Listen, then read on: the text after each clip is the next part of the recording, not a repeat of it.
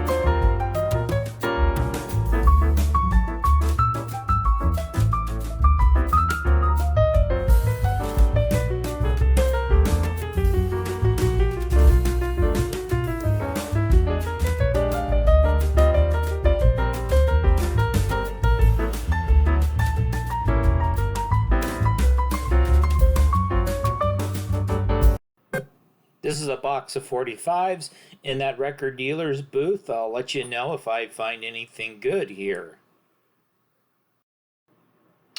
Okay, so now I've gone downstairs, so let's see if I find anything in some of these bins and some of these booths down in the basement.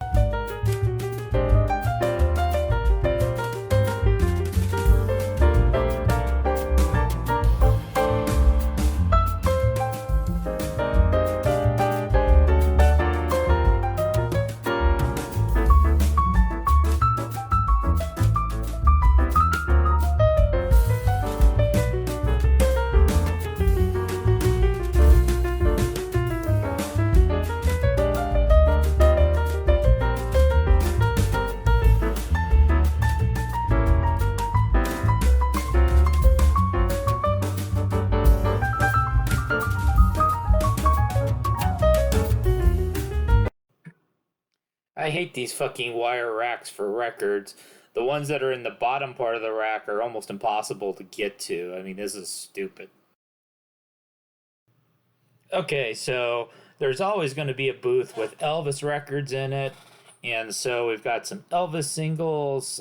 I think they might have been $5 if I remember right. And they're not in particularly good shape. Same thing with the albums. There's some other stuff. There's some Sonny James. There's a Kansas record. It looks like something in the 80s on Columbia. Something on the Gordy label. Temptations. What else do we have? We got something old on the Columbia label. Epic, Bobby Vinton, something on the MCA label with the rainbow, probably some country. We got some MGM stuff here. But none of these singles are terribly exciting in this particular booth, kind of the way it goes. Okay, I'm still in the basement. This booth's going to be all over the place. I'm going to be finding 12-inch singles. I'm going to be finding weird folk records. There's Evelyn Champagne King, Gene Chandler, Erasure, the Silvers, Berlin. So you can see, at least at the beginning, it's not really typical stuff. Then you go into country with Lacey Jane Dalton, and a lot of these people I don't even know. I probably could have bought more from this than I have. Then you're getting into some more typical antique mall thrift store fare here. Not sure about the Don Harrison band. I guess I was momentarily tempted by that particular record. Some sort of 12-inch single and a generic sleeve there. I don't remember what it was. I didn't hold it close enough for us to see. There's some Hank Thompson. And so I set that aside. I can tell you I ended up not buying that one. It must have been a condition issue. What else do we have in here? Artie Shaw. Okay, so this is more standard fare here. And the next tub over is going to have some cool stuff in it as well that I didn't film. Ooh, a basket of 45.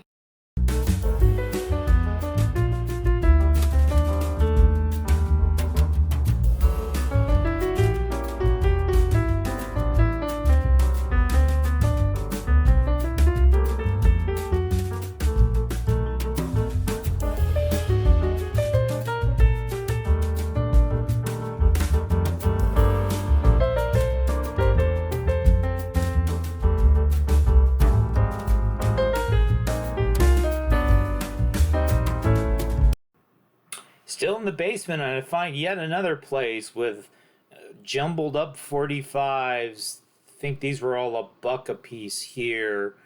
The Tanya Tucker, I think, was just the sleeve. I've gone back upstairs. This is actually the most interesting tub in the whole place.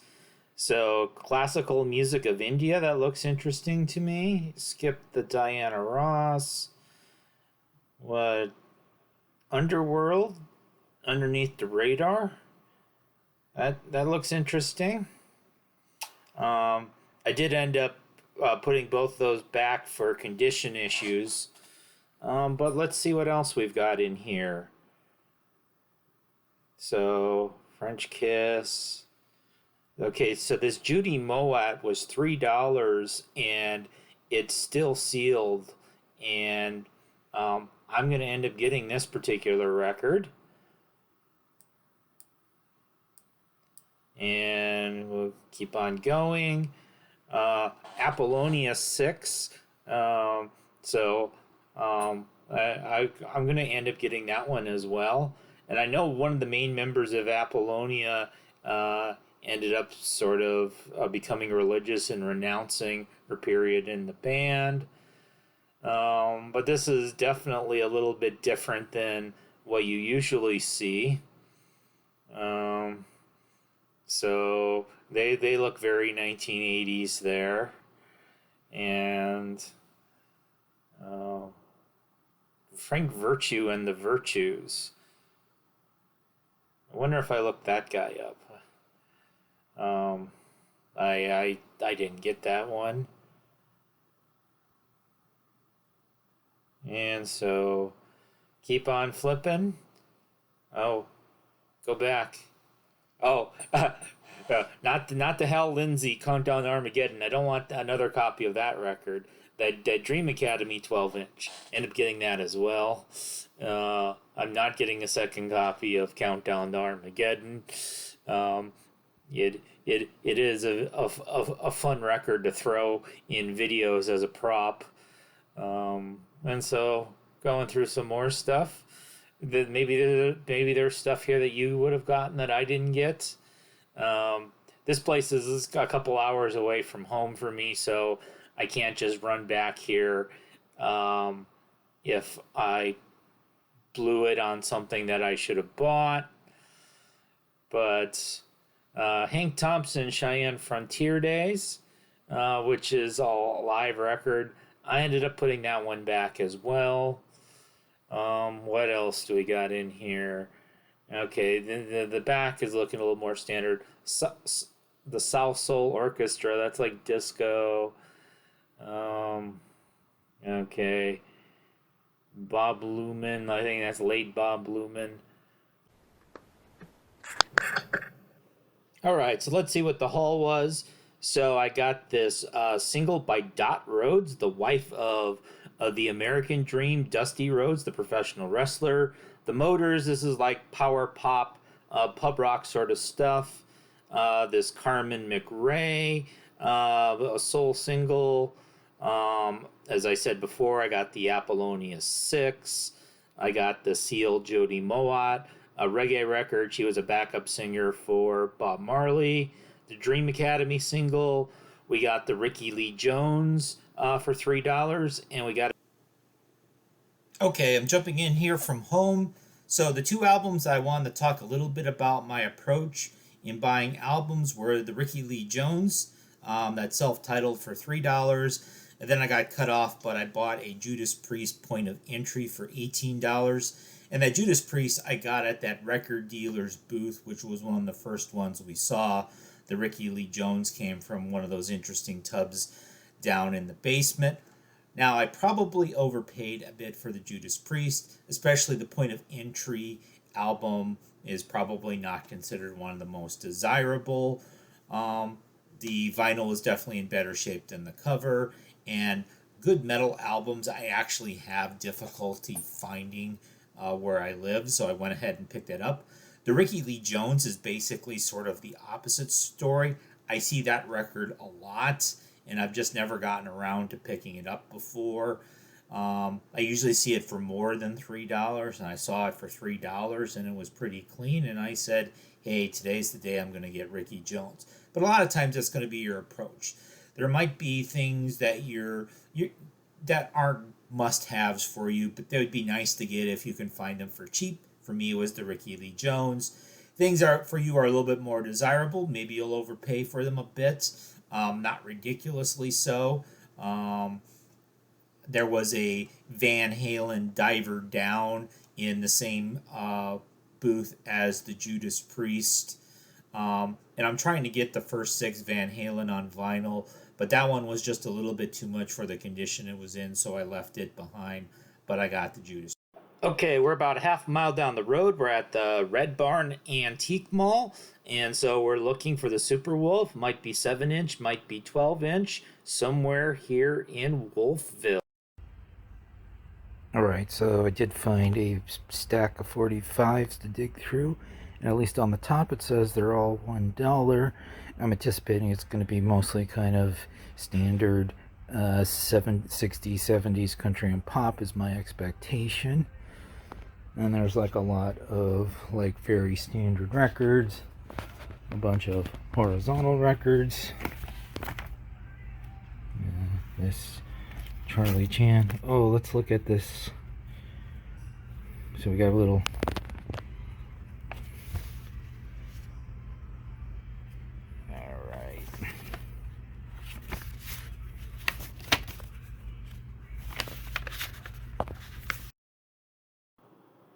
Ended up getting 6 singles here. They were all $1 a piece. This Mark Jeter, sort of in your blind buy country. This record ends up being like a $20 record on Discogs. We got some Nelson here, kind of cheesy. We got some Marvin Gaye with The Sexual Healing. Joe Simon, Spring label. It's always nice to get something on Spring. This is C.C. Peniston, but it's not Finally It Happened to Me. And this is Papa Chubby, some cool mid-90s blues.